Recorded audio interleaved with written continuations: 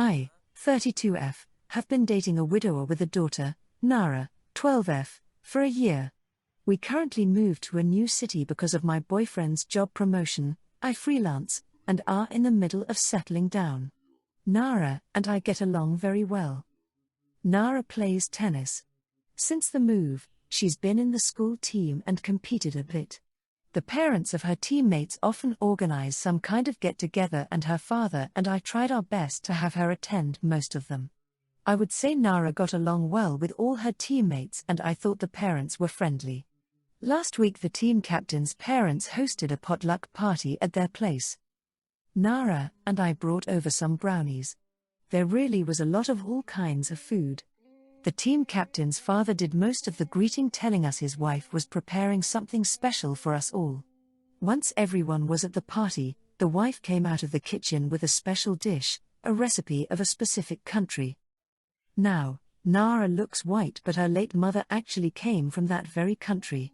The wife host began to serve everyone and share her recipe and ingredients, and how it was not that difficult to make once you substitute the local ingredients, and feel free to ask her for tips. At this point Nara spoke up, saying that the authentic recipes included such and how their particular scent and taste added to the whole experience of eating the dish. She said if so many substitutes were used, they may as well call the dish a different name. The wife host looked a little unsettled and told Nara that she and her husband traveled a lot in their youth, and she had the dish many times and knew what it was supposed to taste like, and the substituted ingredients worked just fine. Nara then said her mom was from the dish's country of origin, and she understood that some ingredients were hard to come by, but substituting so much turned the dish into something else altogether. During all this I mostly kept silent. Nara was not being rude, just matter of fact, and as this was a matter of her heritage I thought she could speak up. The host wife spluttered a bit before saying everyone should just go ahead and enjoy her dish, no matter the name. Everyone tried, though nobody asked for seconds. I personally thought it was a little bland, and there was a lot of leftovers. Nara's team captain later called her, thanking her for putting her annoying stepmom in her place. When my boyfriend came back from his business trip and learned of this, however, he thought I should have reprimanded Nara for being rude to the host. He also had a talk with Nara, and she seemed to be sulking a bit, though she was not grounded or anything. Comment 1. YTA. Nara was extremely rude. This woman opened up her home and spent time and money to prepare this meal. Nara trashed it before she ate it. Maybe you and Nara don't realize this, but there are different ways to prepare a cultural dish. Not everyone in a particular culture prepares their food the exact same way. Maybe the dish tastes similarly to the way it was prepared when the hostess ate it during her travels. Your stepdaughter needs to learn graciousness and respect. If I pulled something like this when I was her age, my mom would make me write an apology letter to the mom. Then she would volunteer our family to host the next team get-together and make me do all of the cooking by myself, so I would learn to have respect for people who invite me into their home and prepare a meal for me. The team captain is also an ungrateful brat. If her stepmom is so annoying, she needs to handle the hosting duties for these gatherings herself. Comment 2. YTA, not a huge R, but still. Being a gracious guest is a skill everyone should learn. Was your stepdaughter technically right? Probably. But she made the host uncomfortable unnecessarily. I get that it may be a pain point for her, given her mother passed away, but she was actually being rude. The host wanted to share something with her guests that she obviously was proud of, and your stepdaughter called her out in front of everyone. Comment 3. Nara needs to learn some manners and respect. And you should be intervening in these situations, and speaking to her afterwards. YTA. For context, I, 20F, am in my last year of my undergrad degree, and I still live with my parents. The summer after first year, I worked full-time in order to save up money for rent so I could move out. I made roughly $8,000 the first summer. The bi-weekly payments were being directly deposited into one of my accounts, which is a separate account from where I do my spending from. My dad insists on having access to my bank account at all times. I couldn't refuse because I live in his house, and at the time, I didn't have the funds to just get up and leave as much as I would have loved to. So, he would always check my accounts, block my card so I would have to ask his permission to buy things, yell at me when he saw me buying food on campus, etc. Last year, I asked to check the account where my job money was being deposited to see how much money I had saved up. I would always collect my pay stubs so I knew exactly how much I should have earned at that point. I was shocked when I saw that there was around $6,500 missing. Then I saw, my dad had been using the money from my job for his payments, hydro bills, new computers, etc. I blew up on him. He knew that I was saving the money up for rent and he didn't even ask me before spending almost all of it. He even denied it at first, said that the money is safe elsewhere, but of course, I knew this was BS, so I asked him to show me where every missing dollar was. He obviously couldn't. My home is extremely toxic and rapidly deteriorates my mental health. The one thing I could count on was me saving up money to move out on my own. And he took that away from me. We got into a huge argument about it again recently. He told me to shut up about it at first, but then said he made a mistake in a very condescending tone. I told him I would never forgive him for what he did, and I didn't consider him to be a father to me anymore. My mom says I was being too harsh. I told her my comment was built up for over a decade of my resentment for him, and that his controlling nature is unbearable. It wasn't just because of him taking my money, but the situation was the tipping point for me. She still thinks I was out of line since he's still your dad. Comment 1. Close your accounts to him. Or leave them and open new ones he doesn't have access to. Freeze your credit so he can't use your social. I would consider taking him to court to get the money back. At least file a claim for fraud if possible. You need to make a plan to get out. Do you have anybody you could move in with? Start planning your escape now and protect your Moe. Sell what you can. NTA. OP comment. As soon as I graduate, I'm going to do exactly that, apart from the taking him to court or filing for fraud. It would make life hell for my mom, and I can't do that to her. My plan is to never see him or speak to him again as soon as I'm done this year. I wish I could do that right now, but I still have to live here for a bit till I graduate. Comment 3. NTA. A parent should never, ever steal from a child. Since he was on your account, what he did wasn't criminal. But you can sue him in civil court. BTW, your mom is an R for enabling his behavior and letting you stay in a toxic home. By her actions, or lack thereof, she is on Team Dad. She deserves the same disowning. Locking my nearly 23-year-old stepdaughter out of the house after her ongoing disrespect. This is not the first time we've made requests of my adult, intelligent stepdaughter who's working as a server living with us the last 9 months after dropping out of college. She's usually the last one home at night, and closing the door between the driveway and garage has become a challenge. Several, 5-6 times in the last 12 weeks it is inches ajar the next day. There is no mechanical impediment to it closing. Recently I explained in cold weather mice/vermin/skunk are likely to come in and nest. We asked her to close and lock the door, hoping this would help follow through.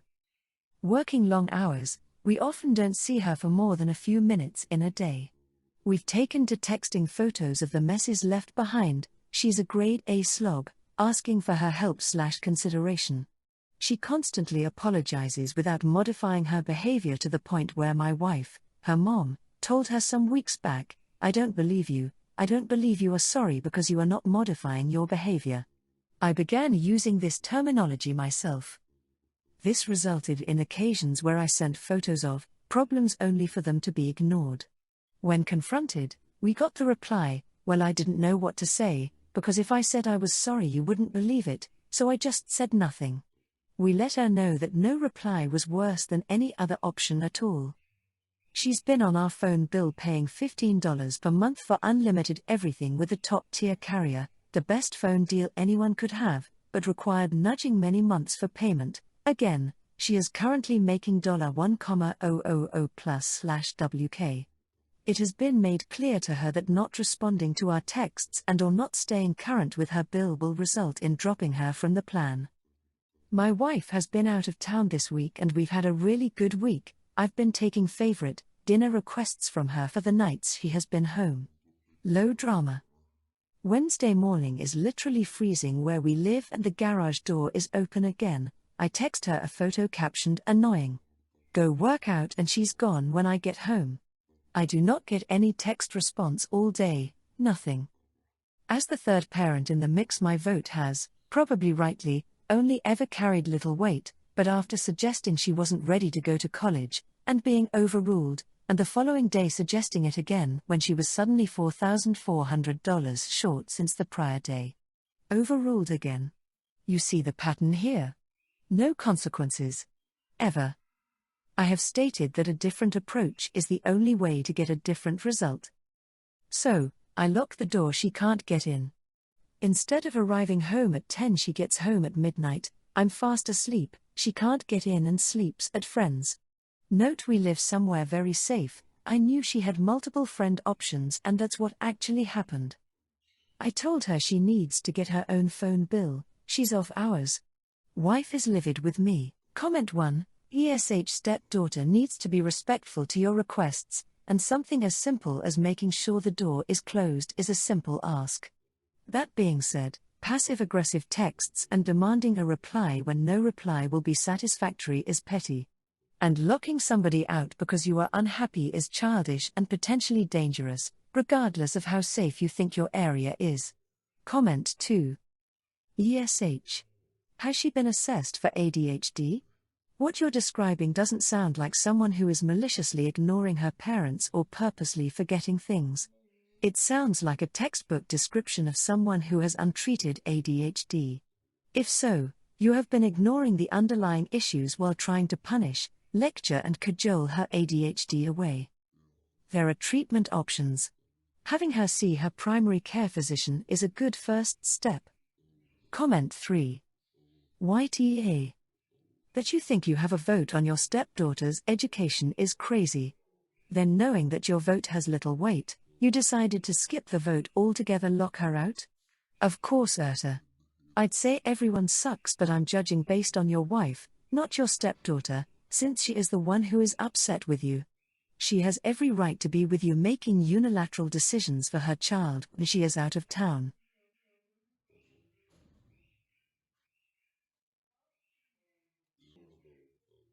I have a 20-year-old son, Brad, with my ex Scott. Scott and I had a volatile relationship, to say the least. Our relationship improved as Brad got older though. Scott remarried and has another son with his wife. We all live in the same neighborhood. Brad mostly lives with me because I'm rarely home and he likes having the house all to himself. I noticed Brad started to bring more and more stuff from his dad's to my home. Like, why is he bringing wall art? I asked if everything was okay between him and his dad, and he said yes. Last month Brad said he was going to spend Christmas with Scott, his stepmom and half-brothers in Idaho. We live in California. I asked why were they in Idaho and Brad said they moved there a couple of months ago. I asked why he didn't tell me and Brad said I didn't ask him. I called Scott and told him that I heard be moved. He said he did. I told him he needed to tell me that. We have a kid together. I gave this man the best years of my life and he doesn't have the respect to tell me that he left. It's hard for me because we were getting along so well. Especially with his wife. It made me feel like I'm not important to him even though I'm the mother of his child. I hadn't felt this sad since we divorced. You just don't up and leave like that. I would never do what he did to me. I feel like he wants nothing to do with me and doesn't care about me. All he said was he wanted to retire early. I told him I didn't want excuses. The very least you could do is apologize. He refused and said leave him alone. Comment 1. You're his ex and you have an adult kid together. Your active relationship with this guy in any sense is over, but you're taking this like you're still in some kind of relationship. You're not. He owes you nothing at this point, for good or for ill. The fact that he'd leave without telling you kinda points to the fact that he's, literally, moved on. Sounds like it's time for you to do the same. Comment 2. YTA, it would have been polite for him to tell you, but he had no obligation to do so. You have been divorced for a long time, and your son is already an adult, so there is no issue with him moving. Your post indicates that you still have feelings for him, and I think this move could be good for you. You need to move on with your life. Comment 3. YTA. Your son is an adult. You and Scott are divorced. Scott has no obligation to tell you where he is, what he is doing, where he lives, just as he has no right to expect that information about you. You are behaving like a jealous ex, and you may need to talk to someone about this before it ruins your relationship with your son.